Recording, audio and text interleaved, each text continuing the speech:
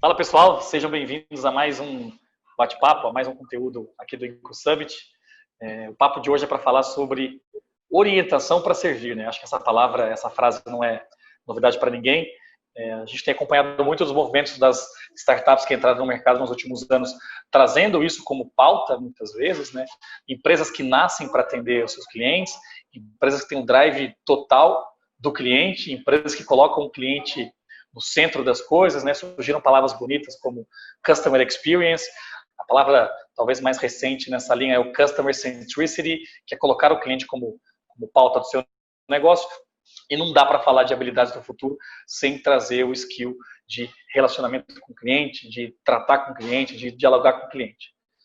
Para bater o papo com a gente, eu acho que a gente buscou o perfil de uma pessoa que tivesse tanta experiência para navegar no B2B, né, com grandes empresas, empresas de talvez mais tradicionais um pouco, e também o skill de estar hoje à frente de uma startup, não só como o executivo da startup, mas como empreendedor também. Acho que tem muita coisa legal para contar para a gente, tem muita coisa que vale a pena ser escutada, aprendida e aplicada no nosso negócio.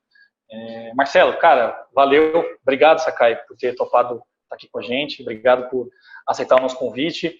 Ele vai falar um pouco do porquê eu chamei ele de Sakai e não de Marcelo, e misturo os dois nomes às vezes, não tem problema. A gente é amigo de longa data e, mais do que amigos também, a gente troca bastante figurinha de negócios aí. Cara, obrigado de novo por ter separado um tempo aí para estar com a gente, obrigado por ter preparado também o conteúdo. E a gente fala disso algumas vezes, mas lidar com o cliente parece tarefa fácil, mas parece também que não é algo tão simples assim, né? Legal, tirar do mute aqui. Bom, primeiro, obrigado pelo convite, Rafa, de estar aqui com vocês, de poder compartilhar um pouquinho do que eu tenho aprendido, né? Como você comentou, a gente já é amigo aí de longa data desde a Anshan, né? E a gente sempre trabalhou com, vamos dizer assim, com atender pessoas, né? Com servir as pessoas, né? E acho que você colocou bem, acho que o tema, né? Centrar no usuário, centrar no cliente, centrar no outro lado. E acho que basicamente tudo que eu vou buscar compartilhar aqui como eu tenho visto ou o que eu tenho visto, né? E futuramente também não só compartilhar, mas aprender também, né? Com o público que está envolvido com né? Com o Summit. Então vamos lá, pessoal. Eu sou o Sakai, né? Podem me chamar de Sakai se vierem me contatar. Eu hoje estou à frente da Mobcity, sou um dos fundadores. Mobcity que há 7 anos vem se desenvolvendo em mobilidade corporativa. Além disso, eu trabalhei na Anshan na área de relacionamento, né? Anshan, que é uma câmara de comércio que é bem tradicional em servir o cliente, né, os seus associados, e depois trabalhei não só empreendendo startup, mas trabalhei em algumas outras startups, não só de mobilidade corporativa no caso, né, mas trabalhei na Cargo BR, que é de logística, de entregas, trabalhei no Citamob, que é um grande aplicativo de transporte público, e uma curiosidade já colocando, eu hoje no mercado é muito batido falar que a gente tem que escalar, né? As soluções têm que ser escaláveis e tal. E essas soluções, e a nossa, uma coisa que ficou muito claro é que todas elas só começaram a escalar tendo customer success, tendo atendimento, tendo serviço, né? Escalar não é fazer um aplicativo, né, super conhecido, aquela conversa de final de semana em que um amigo vem e fala, tive uma ideia, fazer um aplicativo, vou ficar milionário, não precisa, né, não precisa trabalhar, não precisa sair de casa e tal. E isso é a maior confusão que se faz. Então, é importante muito discutir sobre orientação para serviço. Bom, antes de qualquer coisa, estou colocando um link aqui para que vocês possam, né, se orientar no Google. Google hoje se acha tudo. É legal dar uma pesquisada sobre o que é o líder servant, né, o líder servidor. O papo aqui hoje vou tentar puxar não para a liderança, né? Acho que se cobra hoje muito no mercado sobre as pessoas têm que ser líder, tem que ser líder. E eu queria tirar um pouquinho essa pressão e dar um pouquinho mais foco na palavra servir, né? Mas, enfim, como na internet é bem batido isso, coloquei algumas características aqui, tem um link, procurem, vale a pena ler sobre, né? Tem aqui 7 habilidades, da qual não vou discutir porque o tempo é curto, quero ver o que eu posso compartilhar mais do meu lado, né? Ainda, né, sobre uma consideração do líder servidor, tem uma frase que é importante para começar aqui, que é: líderes servidores não pensam menos de si mesmos, eles pensam em si mesmos com menor frequência, tá? Então, aqui é para falar do qual, quando você está servindo, não é que você está abdicando de quem você é, daquilo que você pensa, daquilo que você deseja, é que você está colocando o foco principalmente em servir o outro, né? Dando um pouquinho mais de foco na palavra servir, né? Lendo alguns conteúdos diferentes e pensando naquilo que eu sinto quando eu estou servindo. Então, dei uma conclusão aqui que é atender as pessoas construindo autoridade ao invés de poder. Então, esse é um conceito importante. Com o cuidado de focar na expectativa do outro e não na sua, tá? Isso é extremamente importante. Então, vamos lá. Orientações para servir, eu anotei aqui 4 pontos que eu acho importante no meu dia a dia, tanto quando eu lido com uma equipe, né? Hoje a gente tem uma equipe de 12 pessoas e a todo momento eu me sinto como se eu fosse estagiário de todo mundo, que eu gosto de pensar o que eu posso te ajudar aqui, o que eu posso te ajudar ali. Então, realmente servir as pessoas, né? Então, se trata de servir o outro.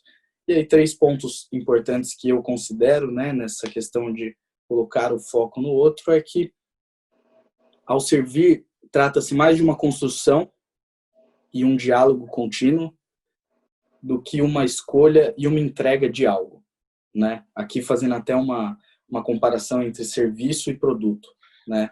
Num serviço, na escola da administração, você vai ouvir palavras como intangibilidade, inseparabilidade, né? Você não separa a pessoa que entrega o serviço, né? Tem a ver com a pessoa estar lá. Então, é importante ter essa consideração, essa diferenciação. É importante entender que pessoas diferentes, né? Já que a gente está servindo pessoas e as pessoas são diferentes, é importante entender sobre como elas são diferentes, né? Pesquisem na internet, tem um livro que eu gosto muito que chama People Styles at Work. Basicamente, ele usa, né, de conhecimentos de doutorado sobre o comportamento das pessoas para falar como as pessoas se comunicam e como elas ouvem, né? Porque se você não tem uma comunicação direta e você precisa servir alguém, aliás, se você não tem uma comunicação ajustada a como as pessoas estão acostumadas a ouvir, tem gente que tem mais sensibilidade, tem gente que tem menos sensibilidade, tem gente que é mais direto, tem gente que é menos direto. Então, é importante você, antes de sair se comunicando, conseguir entender com quem você está falando, né? Para ajustar a comunicação. E um ponto que é importante também é que as pessoas são incertas, né? Por mais que ainda você estabeleça uma boa comunicação e está ouvindo a outra pessoa, se você está servindo ela porque ela tem uma necessidade, se ela precisa de alguém, talvez ela não tenha tanta certeza sobre aquilo que ela realmente precisa. Então, é importante entender que essa incerteza também é trazida para aquilo que ela está falando. E se não há uma boa comunicação, o problema vai ser olhado de uma forma incerta e, portanto, a solução talvez seja entendida com uma certa incerteza também, tá? Então tem que ter espaço para reavaliar sempre o que está sendo dito entre as pessoas e aquilo que foi comunicado, ter uma capacidade de estar sempre indo e voltando nesse tema. Um outro ponto que é importante é ter a mente aberta, né? Se você está servindo, mais uma vez, não se trata de você, se trata do outro. Se você ouvir com filtros daquilo que é a sua cultura ou daquilo que você tem as suas certezas, muito provavelmente aquilo, às vezes, até aquilo que as pessoas falam não é aquilo que você ouve, né? Então, considerando que o foco está no outro, você precisa, por um momento, se livrar das suas certezas, se livrar do seu juízo de valor, e deixar você para daqui a pouco, né? Acho que é uma forma de colocar isso. E que também não é possível você identificar riscos sem trabalhar as premissas, por mais diferentes que sejam, né? Se tem uma clareza de um objetivo que quer chegar, deixa as premissas entrarem, precisa se ter calma para trabalhar, né? Precisa se livrar dos preconceitos ou dos conceitos, às vezes, que você está trazendo, para que possa guiar e mostrar para o outro lado que está sendo servido que talvez não seja o melhor caminho. Saber fazer perguntas, esse acho que para quem conhece, está próximo de mim no dia a dia, esse é um dos pontos que eu mais venho trabalhando, né? Às vezes as pessoas querem sempre as pessoas vivem sempre afirmando as coisas, e uma coisa que eu li, né, nos livros tradicionais é que o que move o mundo não são as respostas, são as boas perguntas, né? Então esse é um ponto que para mim é extremamente importante. Então, uma coisa que também eu aprendi muito com o empreendedorismo, e aí isso é um dos livros um pouco batido, né, a Startup Enxuta, né, o Lean Startup, sobre a questão de que é possível saber as respostas antes de se fazer as perguntas. Se fala muito que a vantagem competitiva de um empreendedor tem que ser ver o futuro antes dele acontecer. Então, e aí perguntando se isso é possível, basicamente assim, se eu vou imaginar que eu tenho um ovo na mão e eu vou jogar ele de meio metro de altura no chão. Você pergunta, você consegue prever o futuro? Prever o futuro, uma confusão que se faz, é dizer o que exatamente vai acontecer com ele. Você pode pensar que é isso, mas é importante entender que prever o futuro é prever as possibilidades e se preparar para elas, e entender com qual delas você vai seguir um próximo passo se isso acontecer, tá?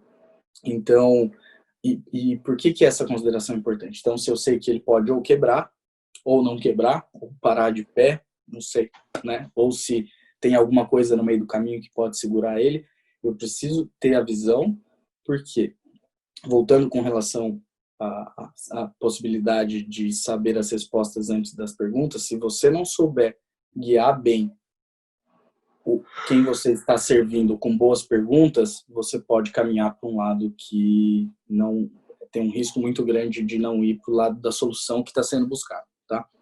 Um outro ponto que eu particularmente bato bastante, né, na minha juventude, talvez eu não tenha sido o melhor aluno no ensino médio, e eu me perguntava muito para que eu aprendia, né, aquelas matérias, se era só para passar no vestibular, enfim, né? E hoje eu entendo muito, né, conversando, resolvendo conflitos, eu entendo muito a importância do português e da matemática, porque a gente precisa ter clareza se aquilo que a gente está conversando realmente faz sentido a forma como você coloca as ideias, né, aquela ideia de causa-consequência, né, se isso que está causando isso ou isso está sendo causado por isso, né? Então isso é muito importante, e também entender a correlação que isso está tendo sobre aquilo, né? Então não é porque as cegonhas passam todo no inverno, passam sobre uma região da Europa e nessa época do ano aumenta o número da natalidade, não quer dizer que são as cegonhas que trazem as crianças, né? Então é importante, sabe, ter muita clareza também matemática sobre a correlação dos fatos quando você está servindo alguém para chegar a alguma solução. Enfim.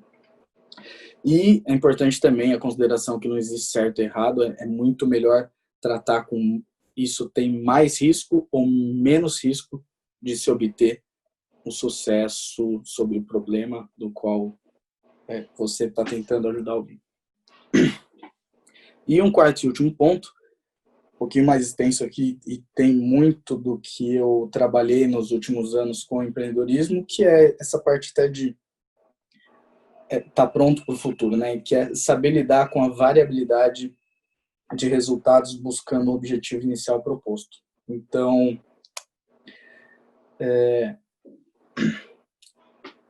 é importante na saída você, quando está fazendo, então, né, com relação ao ponto anterior, de saber fazer perguntas, que a resposta que se busca realmente encontra a satisfação do problema. Então, vamos supor que você está servindo alguém e quando você está servindo alguém, essa pessoa está contando que o problema dela é um problema X e que ela precisa que você faça algo para ela. Eu sempre tenho o costume de falar assim, tá, se eu fizer isso e ter esse resultado que você está esperando, realmente você vai estar feliz com o problema do qual você estava me procurando? Né? Vamos simular antes de sair resolvendo as coisas. Né? Tem gente que acha que o problema que ela está tendo é de dinheiro, tem gente que o problema que ela está tendo é de má gestão, né? Tem gente que acha que o problema é a tecnologia. Né? Normalmente, quem trabalha com tecnologia e com aplicativo sempre vai... Né? O Lean Startup diz que quando os problemas começam numa empresa de tecnologia, quem é de negócio culpa a tecnologia, quem é de tecnologia culpa a operação, quem é de operação culpa a área de negócio. Né? Então, às vezes é sempre bom ter essa visão e simular antes. Então, se a gente tiver o sucesso, faça sempre essa pergunta para quem você está servindo. Quer dizer, então, que se a gente conseguir isso aqui, seu problema está resolvido? E presta atenção, né, na expressão da pessoa. Né? Um outro ponto é desapegar dos resultados ruins. Outra coisa que eu percebo muito em diversos ambientes e em diversas problematizações é que quando você vai analisar o resultado, as pessoas perdem muito tempo no resultado que não é satisfatório. Né? Então, é importante se desapegar e se apegar àquilo que é o que vai te levar para frente. Né? Tem uma frase que eu gosto muito que é: quando o gelo é fino, o segredo é velocidade. Então, não perca tempo. Você fez um teste, jogou o ovo 100 vezes aqui, e o importante era os resultados que o ovo não quebrou, não vai ficar discutindo que os outros ovos quebraram porque a forma como você jogou e tal. Às vezes é importante, né, você saber se desapegar dos porquês e ficar, ao invés de procurar os culpados, procurar o caminho da saída logo. Né? E coloquei aqui também que não se perca, desenho que é falado, de design ao pensamento, né? Que é nos últimos anos vem trabalhado aí, que é o design thinking, né?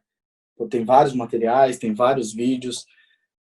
Se você está servindo e servir é algo que é de uma pessoa ajudando outra, são pessoas se ajudando,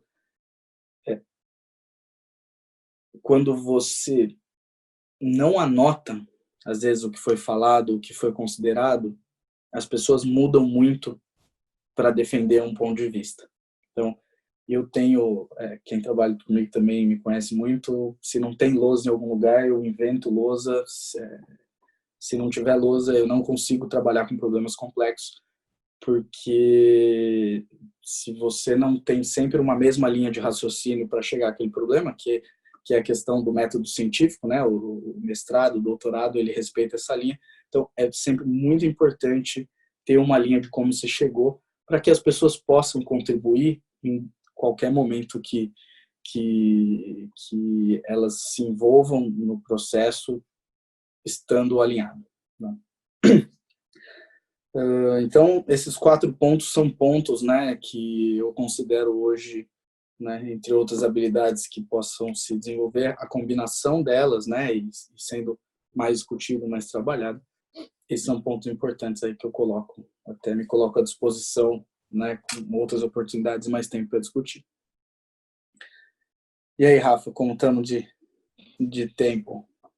Cara, eu até queria aproveitar a continuidade do papo para a gente tentar explicar e trazer algumas perguntas, né, que estão aí entre tudo que você falou, que eu acho que vale a pena, que acho que a primeira pode ser muito ligada à Mob City, mas ligada ao seu comportamento na hora de recrutar uma pessoa, né?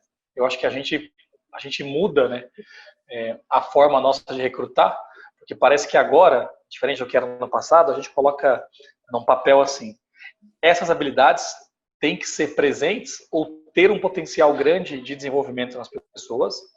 E para aquela área específica, além disso, ela tem que ser boa em vendas, ou ela tem que ter skills que permitam você enxergá-la como vendas.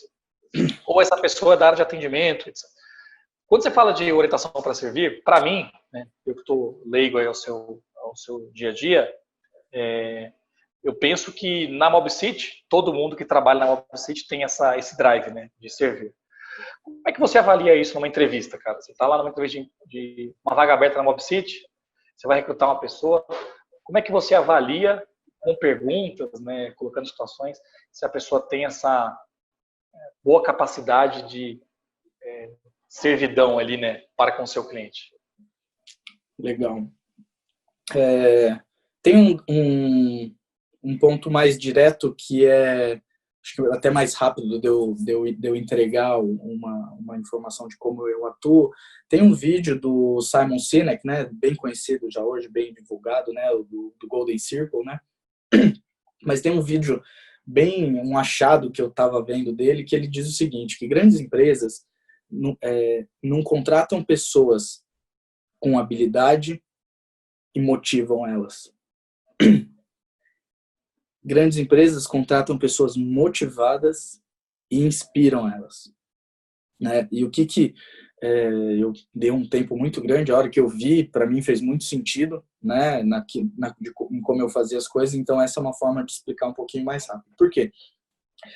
Porque, vamos supor, vou fazer uma entrevista, né? Tô, sei lá, conhecendo um estagiário que vai chegar com 19, 20 anos, ou alguém já analista com 23, 25 anos, ou alguém um pouco mais sênior, 28 a 35, ou independente da idade, né, uma pessoa com 50 anos com experiências, né, com 60 anos com experiências, que a gente está conversando também, isso que é interessante, não é nem a idade e nem a habilidade. A primeira coisa que eu foco é a motivação, porque eu aprendi que as pessoas motivadas com uma boa liderança, elas chegam naquilo que elas precisam para se desenvolver, tá? Então, esse é o primeiro ponto. E eu também, né, das pessoas que trabalham com a gente, hoje, algumas delas eu conheci no meio da rua, outras, alguém que trabalhava com Uber em 99, a forma como ela me tratou,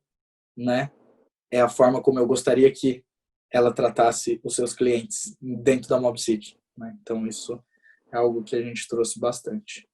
Legal, bacana.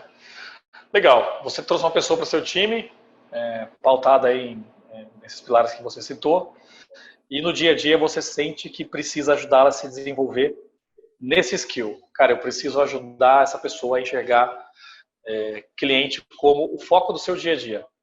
Independente da área de atuação, né? Se é tecnologia, se é área jurídica, se é área de vendas, se é atendimento ao cliente, todo mundo passa a ter o drive no cliente, né? Como que você começaria a treinar essa pessoa? O que tipo de informação ou de tarefa você passaria para essa pessoa para ajudá-la a se desenvolver? Legal. Eu talvez seja até um pouquinho chato, né? Às vezes dentro da Mobcity, porque eu tento olhar com ângulos diferentes. Na parte de desenvolvimento, tem uma teoria, né, que chama BMAT, né, que todo comportamento para ele acontecer, ele precisa de motivação, ele precisa de habilidade e ele precisa de um trigger, do gatilho, né? Então eu tento trabalhar nesses 3 pontos, né? O ponto principal, a motivação tem que vir da pessoa, né? A pessoa gosta daquilo, né? Quando tem um diferencial também quando a gente contrata, é que eu não considero que a Mobcity está contratando, eu não considero que eu estou pagando a pessoa, né? Eu tenho, acho que talvez uma visão um pouco dos materiais em inglês, né? Que eu estudei administração na USP, era sempre esses materiais, que se a pessoa não está desempenhando, a culpa é da empresa. A empresa não se organizou, não deu as ferramentas, não teve clareza e também contratou a pessoa com a motivação errada. Então, assim, se a pessoa gosta de mobilidade, se a pessoa está a fim de trabalhar numa empresa em que a gente é muito familiar lá dentro, não precisa ser muito familiar, né? Mas se ela está motivada para um ambiente um pouco mais leve, mais aberto ao erro, né? Se ela entende que o que a gente está fazendo tem a ver com parte do sonho dela, então beleza, esse é um ponto. O segundo ponto, a gente tem que trabalhar habilidades. Eu não vou dizer para a pessoa exatamente o que ela tem que fazer, né? Você precisa linkar ela com o objetivo do cliente. Eu, pessoalmente, eu gosto muito de trabalhar outras formas. Eu chego mais cedo, eu gosto de ensinar matemática, eu gosto de ensinar coisas que eu aprendi em administração, como programação linear. Eu gosto do dar a vara, né? Não ensinar a pescar e não dar o peixe. Então, acho que esse é um ponto importante. E tá sempre próximo, perguntando se a pessoa precisa de ajuda também. Acho que isso é um ponto. E o ponto mais determinante é dar o exemplo. Você inspira as pessoas quando você chega mais cedo, limpa o escritório, você dá um exemplo quando o cliente liga bravo e você trabalha isso de forma educada, você trabalha isso de forma com uma boa comunicação, né? Então, acho que antes de qualquer coisa, você tem que dar o exemplo, é a melhor forma de treinar. Legal, Faz bacana. Sentido? Não, total.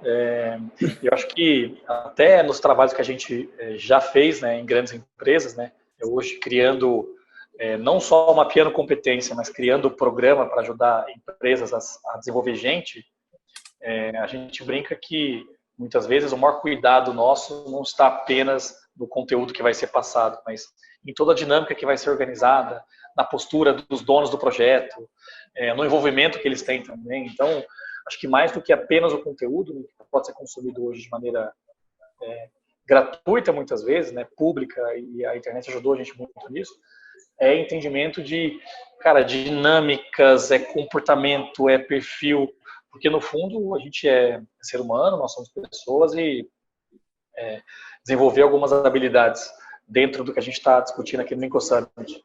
A chamada soft skills, cara, é repetição, né? É repetição, mas o exemplo para mim acaba sendo, acho que sempre a melhor ferramenta de aprendizado, né? Quando você ensina exatamente pelo que você faz.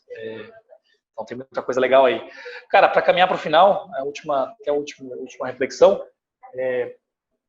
a gente viu as startups mudarem muito isso, né? Forma de atender o cliente, né? Aquela startup que abre um chat e você conversa com um atendente, você não sabe se o atendente é virtual, se é uma pessoa mesmo, se é um robô, enfim. E a gente já passou por situação junto, inclusive, da pessoa ser super legal com a gente dá risada e tal. Você imagina que agora, né, mais do que sempre foi ou tem sido nos últimos anos, com essa transformação maluca que o mundo está vivendo, isso vai se intensificar? Você acha que cada vez mais esses atendimentos humanizados têm espaço? Ou você entende também que negócios crescendo em escala vão ter dificuldade de, na prática, entregar essa humanização toda que a gente quer? Legal. Excelente. Um ponto que eu pauto muito, eu não sou aquela pessoa que é futurista, assim, sabe? De jogar tendências do que vai ser. Hoje eu sou uma pessoa que eu sou, inclusive, muito focado nos meus números do que ler jornal do Brasil, do mundo inteiro sobre startups e todas essas tendências, né? Eu tenho a sorte nesse momento também as coisas irem chegando, mas eu sou e eu vou até citar um exemplo prático que acho que a gente foi muito feliz numa ação, né, que minha sócia, inclusive, mérito dela, de um trabalho que ela está fazendo. Eu sou muito pautado em resultado. E outra, muito em clusterizar, você ter um mix de qualitativo com quantitativo, no sentido que o que eu entendo é que não é uma tendência ser ir mais para esse ou mais para aquele. Eu entendo que existem momentos que é melhor um humanizado, existem momentos que é melhor uma auto-resolução no aplicativo, e existem momentos que você tem que realmente entender que aquele usuário não é o seu, né? Então, a gente começou hoje a gente atende, por exemplo, 18 grandes empresas, entre elas Petrobras, Eletrobras, Banco do Brasil, Enel. E no começo a gente fazia muito atendimento nosso, né? Startup, né? Minha sócia passava madrugadas, né? Preocupada se alguém ia ligar ou não, porque ia precisar de transporte, que a gente estava no aplicativo, a nossa equipe era reduzida, enfim. E no começo a gente falou assim, tem que contratar uma ferramenta logo, tem que contratar isso, essa e essa, aquela ferramenta. E eu tive que estar muito próximo, né, da minha sócia para falar assim, ó, se a gente contratar uma ferramenta porque a gente está sofrendo, a gente não vai entender a evolução do produto. A gente não vai entender exatamente o que a gente está resolvendo, né? Então vamos fazer o seguinte, me fala aqui, já que você atendeu, sei lá, 100 pessoas essa semana, abre um Excel aqui. Qual foi a maior reclamação disso? Ah, foi isso, isso e aquilo. Tá. Agora que você colocou isso, não vamos tomar uma decisão com base simplesmente no que você falou, porque confiar na sua memória, não, porque a sua, eu não confiaria na minha. Vamos agora passar uma semaninha só a mais e vamos acompanhar, vamos popular esses números de novo, né?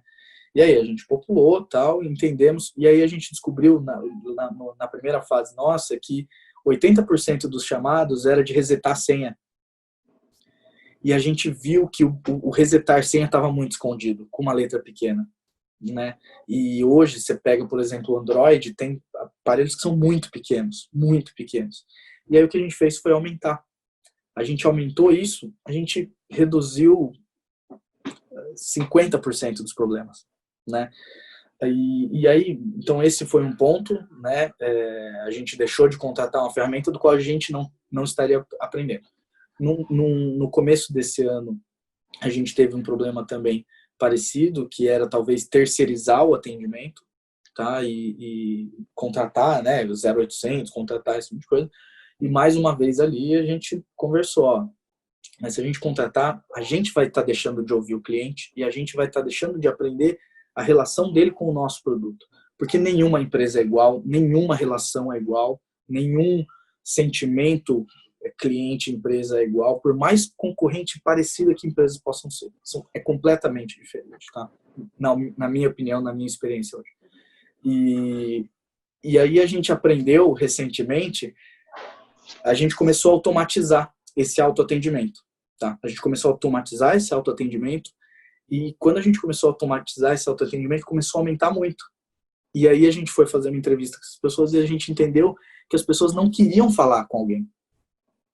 E as empresas, essas grandes empresas, nos contratavam para ter a segurança que se alguém tivesse um problema de madrugada, ele falasse com alguém. E muitas vezes as pessoas não queriam nem falar. Hoje a gente inverteu a curva, tá assim, cada vez mais as pessoas estão se auto-resolvendo, a gente está aprendendo a melhorar cada vez mais esse autoatendimento, o que as pessoas iriam marketizar isso com é inteligência artificial, é um monte de coisa. Não, é basicamente ouvir o cliente e construindo junto com ele, né, essa solução. E o nosso custo está caindo muito, o nosso custo de atendimento, e agora a gente está podendo escalar isso. Então espero que tenha ficado mais ou menos claro, né? Não, legal, legal. Eu tenho uma opinião em cima disso, que